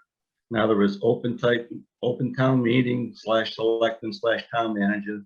And the 4th is representative town meeting / selectman / town manager, which is what I believe we have now. But is this, do you have to take this type of document verbatim, or can you have hybridized forms of government? That's the questions that I have. Okay, let me try to quickly address your question. We're basically a creature of state statute. Okay. That outlines exactly the process that we follow, but it gives the local towns a very, very large amount of room to come up with their own form of local home rule. We're not bound to those 4 model charters at all. We can mix and match. And the state gives us considerable room to come up with exactly the particular types of government and the components that we want. So we're not stuck. And we're following that. And just for the timetable, the preliminary report from this commission is due next September. It will be fully vetted with the public. There will be public hearings for you and others to come and comment on our preliminary report with a draft charter. And then we move to a final report, which is due in November, which will be the charter that's being presented or charters that are being presented. And that then goes on the ballot in May of 2023. So we're on this schedule. And by the way, I got your email about 4 o'clock this afternoon, and I saw what you gave us to look at. I thought it's a very well done summary, and we're going to send it out now to everybody to read on the commission. So I really thank you for your suggestion. You call it a form of local government, but it seems to have, well, it has a town manager, it has a council in place of the select board, then it has a town meeting, all in one form. So that's a mix and match, but those are the kind of things that we're looking at. And I really appreciate your sending this in to us, and everybody will have a chance to see it the next day or so. Thank you. Thank you very much for your comments tonight. They're very much appreciated. It's great. Thank you too. Anybody have a question for Mr. Christopher? Okay, thank you. Michelle, is there any other? Okay, I'm going to try Kevin Lynch again. He still has his hand raised, so let's try it. Okay. And we still have 2 more. Kevin Lynch, are you there? Okay, let's go to the next one. Okay, I'm going to bring in Peter Neville. Okay. Hello, Peter. Good evening. Can you hear me all right? Yes. Wonderful. I just want to thank you again for your service, everyone on this commission. Thank you. It's hard work. My voice tonight really encourages you to find a language that gives some accountability for the different roles that have been heretofore articulated within the charter. For instance, the moderator and the select board and the director of planning. And I think for me, I am stung by the select board's hubris to fire the town manager And I think it's a case in point where there's a real need for language that if it cannot create a qualified select board who has the power to fire a professional who is head and shoulders above, I would suggest, any one individual and collectively all of the current select board. How is it that that can happen? We have a professional who's paid extremely well, doing a wonderful job, but a select board decides, for whatever reason, it's time to make a change. I think that there needs to be language in the charter that provides, if not redress by the town manager, some standard for the select board to meet the qualifications of assessing someone with those skills. And I don't know if you can do that, but the same thing would hold true for your director of planning, perhaps for the moderator. Just suggestions. That's it for me. Again, thank you. Thank you, Peter. Any, Okay, I have Paul excuse Cunningham. me just a second, Michelle, Larry Pizer has a comment. Yeah, Peter, I've always appreciated Peter Neville's comments. I do tonight. I would point out that our present charter is really quite clear. The job of the select board is to hire and fire the town manager. And I guess that one of the issues that we can bring up as a board, as a commission, excuse me, is whether that's appropriate. It seems to me, however, that whatever one's opinion of the town manager's skill or appropriateness, we are within the bounds of the charter. And I think that it's important for us to understand that. And I think the charter already makes it a very powerful decision by requiring 4 votes to both hire and fire. 4 votes out of 5. Any other comments with Peter? Michelle, go ahead. Thank you, Peter. Thank you. Michelle, anybody else? Yes, Paul Cunningham, I just brought in. Okay. Yes, as Paul Cunningham, town meeting member, precinct 8. Can everybody hear me? Yes, Paul, welcome. Okay, thank you very much. These came to me when I was reading the paper yesterday. The Boston Globe was writing in the Sunday edition about the swearing in of new leaders on Saturday in Newburyport, less than 25,000 population, Northampton, a little bit more, Gloucester, less than 20, Somerville, 78,000. And on Sunday was Medford and Waltham in the 68 and 70,000 population range.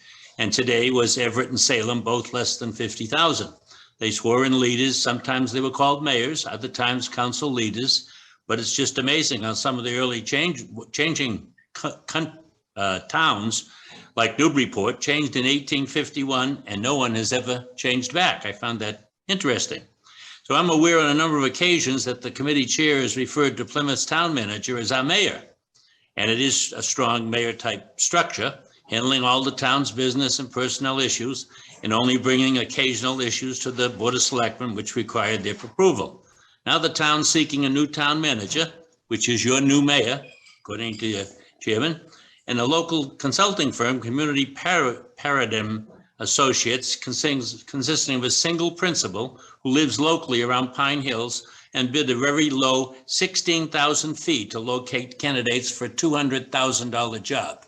Anyone familiar with that type of search will know what I'm raising there. The firm's been in business a little over 7 years. The website provides little information unless one fills out a background questionnaire, which I did, asking 3 simple questions. Have you ever worked for Plymouth before? And have you ever handled a town request of our size? Never got an answer. So the current searches for this firm, it looks like they're working with East Longmeadow, Halifax, Sterling, and Marion. They're not in our league, much less complex than Plymouth. So the complexity of Plymouth's outlined in a 4-page brief that you all read for the requirements of the new town manager, which sounds like someone that descends from heaven.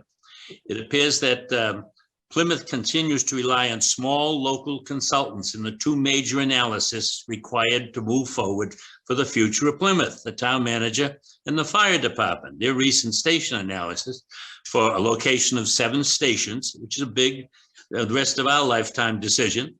The fire department was rehiring a former consultant from 2006 who's been in state bankruptcy, working out of a house with no business emails and no BBB rating for 11 years.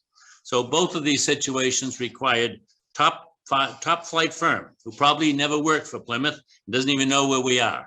We're not using them. The current situation wouldn't have developed under a council chair or mayor council environment any more than having a division like the schools that raises the budget $3 million each year. And while the decreasing number of customers called students are now 15% less than they were 8 years ago, now at $106 million budget. And so meeting once a year with them is certainly not sufficient. And where others, and you can do this too, you can insist that they put a non-voting member or a voting member on the school committee. So now you've gone through 50% of your meetings, and there's been no meetings set aside to examine other forms of government, how it would fit in Plymouth and how it would match up and the advantage and disadvantage of each, which previous speakers have spoken about. So, and I look at the schedule and I see February 7th, February 14th, there's a committee of preparing for the charter, 14th and 28th, draft of proposed charter. And I would think that we'd be having in there looking at others and why you rejected them. But I did want to point out that there has been no devoted to the alternatives there. But your chairman just tonight claimed that the only advantage he heard of for this council form of government was meeting more often. I disagree. The major advantage is voting in November. And so that we would raise it from the pathetic voting record of Plymouth now in the 10 to 11% category, maybe up to 40%. That's going to be one of the close ones.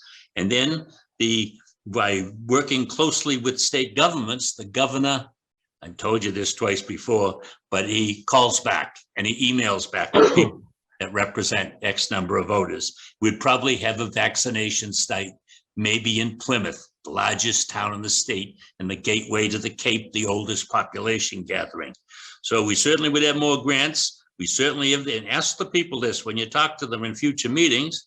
And your financial support for schools has increased a great deal when you have that person at the top, and streamlining of town government gradually, because as everybody knows, we do have duplicate departments for the school and the town. So that is my point I would like to make tonight, and appreciate your time and attention. Thank you. Thank you, Paul. If you listen to our new business coming up, you'll be interested in one of the items, which was your comment about us looking at other forms of government. So in a couple of minutes. Thank you. Any other comments for Paul? Thank you again, Paul. Always. Thank you, Paul. Thank you. So Michelle, has everybody spoken that wished to? They have. Okay, very good. So we will now turn to the approval of minutes of the November 29th meeting. Any corrections or motions to approve them? Motion to approve. Second. Motion's been made and seconded to approve the minutes for November 29th. All in favor? Aye. I guess. Aye. In favor, thank you. The minutes for December 13th, actually, the only correction I had is I think you titled it December 15th, but it would be December 13th was the date of the meeting. Other than that, they look like very great, thorough minutes. Motion to approve. Motion Second. approved, correcting the date to December 15th. All in favor?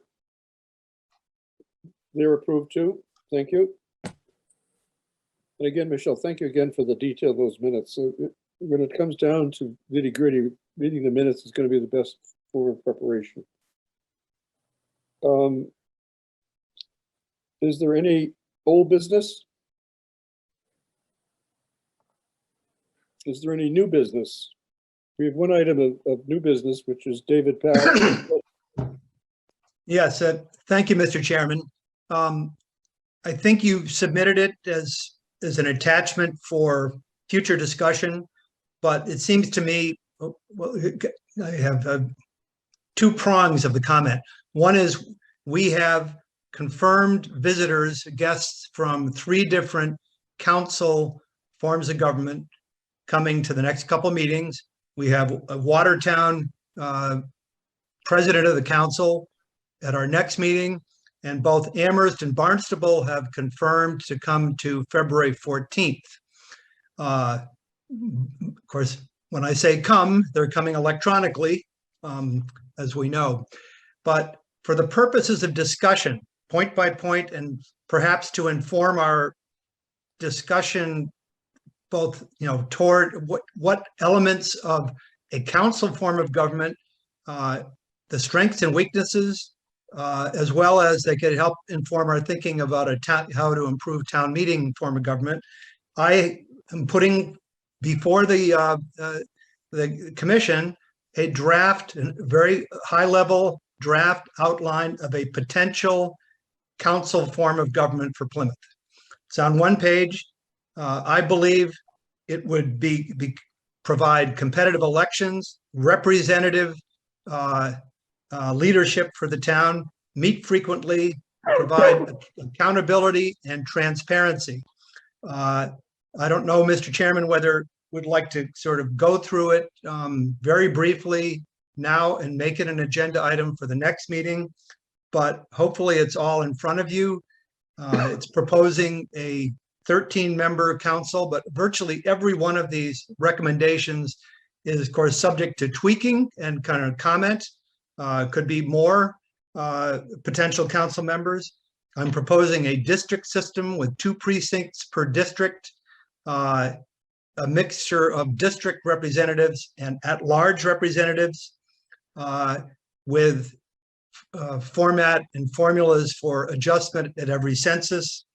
The council would meet twice a month through most of the year, maybe once a month in the summertime. There would be a council president and a council vice president. The council would appoint most boards, which creates the accountability. The buck stops with the council with that appointing responsibility.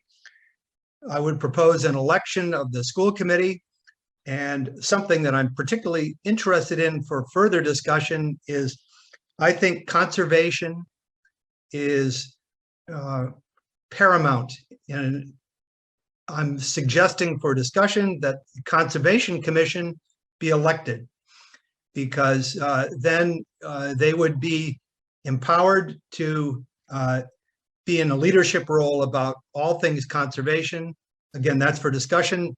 Many of these elements and suggestions can be folded into a town meeting improved format, but I want to put for discussion, for review and improvement, hopefully, a council manager form of government for the town of Plymouth. Thank you. David sent this to me on Friday after our agenda had already been sent out. I think the way we're doing it tonight, I suggested to David that we put it under new business and he sort of introduce it, which he's done. And everybody has it. We've only had a couple of days to look at it. We don't have the full-throated discussion tonight, but make it an agenda item at our January 24th meeting. On that night, also, there are just 2 outside speakers. One is, I believe, the Watertown person, and the other one is the moderator from Brookline. And I think it makes a full meeting, but I think if this will be the one substantive item, which will be the discussion of the outline for a council charter, and then we would be ready to listen to the outside representatives in early February. But we're beginning to fill up with things we have to get done here. So I think that having this item on January 24th makes sense in terms of having a chance to think about it and then discuss it. Does anybody else have a thought about this, or Betsy? Thank you, David, for bringing forth all of these ideas, some of which we, talked about in the past. the thing that occurred to me tonight very strongly, and as you know, I'm pro town meeting in terms of things like zoning changes, but I do think maybe we need a more meetings somehow of the legislative branch, and that is that it appears to me that in the mayor city council form of government or the town manager council form of government, there is monthly communication between, or maybe twice a month, or maybe every week, communication between the executive branch and the legislative branch. So the mayor attends the council meetings, or the town manager attends the council meetings. With town meeting, the select board and the legislative body only meet twice, and they only meet at town meeting when town meeting is being asked to pass or not pass particular agenda items. And there's really almost no dialogue between the two bodies as bodies. Certainly a town meeting member can attend the select board, or the select board could attend a caucus. But in terms of ongoing monthly, every other month communication between the executive branch and the legislative branch, that happens much more strongly and easily in the mayor council form of government and the town manager and council form of government. And I think that this is a big something for us to think about. How can we bridge that gap? Because if we had more communication between the executive branch, if we had to wait for that communication to happen, then these things that we get frustrated about, we would know about those on a monthly basis. I'm not sure how that would work. But the dialogue between the executive branch and the legislative branch is really so limited in the form of government that we have right now, that I really can see that's part of our frustration that we're talking about with things like school roofs or fire station roofs or library roofs, that there's so little dialogue between the two branches. Thank you. Well, yeah, I'd just add, I'm looking forward to seeing the hybrid proposal of this, Ken Christofori, because I know you and I, Betsy and others have said, some kind of town meeting, a hybrid, or kind of a House of Representatives and a Senate, or some kind of a hybrid, which our guest also talked about. I'm certainly intrigued to read about, but I think it's important to put in play a sort of a concrete proposal. We've been talking about what I would call the ornaments on the tree, what a department does or what the moderator might do, and these are all sort of individual fragments or portions of what's happening within town meeting. I wanted to put just a second structure to talk about and to prompt discussion. So we're at least looking at two things, or maybe a synthesis of the best of the two. So anyway, I'm looking forward to further discussion with all my colleagues here. Yep, so do we agree we're going to put this on our agenda in 2 weeks for the 24th? Wrestling says yes. Okay, so that'll be on the docket soon for January 24th. I think it's also good to have an agenda item that everybody knows we're going to be discussing tonight. This was the last, presented at last minute, so I wasn't able to even point out that we were going to talk about it. Bill, may I make one more comment, please? But we're going to have a thorough discussion in 2 weeks about this. Okay, but this isn't about the charter exactly. It's possible that we right now, as town meeting members, those of us who are town meeting members, or the committee of precinct chairs, could ask the select board at the beginning of each town meeting, starting with the fall town meeting, or the spring town meeting, and fall town, all town meetings going forward, to give us an update on where they are with particular projects. So, where are we with what we voted for last fall? Where are we with what we voted for last spring? Before we begin town meeting, it wouldn't have to be a long dissertation with a lot of involvement, but here's where we are. I think that would be really helpful to me as a town meeting member to know where we are with the articles that we've already voted. So it might be something we could do right away, not wait until, see if our charter gets passed or not. Okay. Wrestling. Yeah, Betsy, the precinct chair has been trying to do that. And we've been getting a lot of pushback. So we've been trying to get updates and the chair of the chairs got shut down by town hall on a bunch of things. So we've been trying to get that update, and it's not as easy as you think. I didn't mean a report to the committee of precinct chairs. I meant a report to all of town meeting. Yeah, but if precinct chairs can't get it, I'm just saying it's not as easy as you think. Right. Okay, thank you. Other comment? Well, it's just one thing. Over the years that I've been at town meeting, there have been select boards that have done exactly that. We have reported on past projects, but I agree with you. I haven't heard it recently. Stop doing it. Any other business to come before this meeting? Then a motion is in order to. Motion to adjourn. Second. All in favor of adjourning? Oy. We are adjourned. Thank you. Great.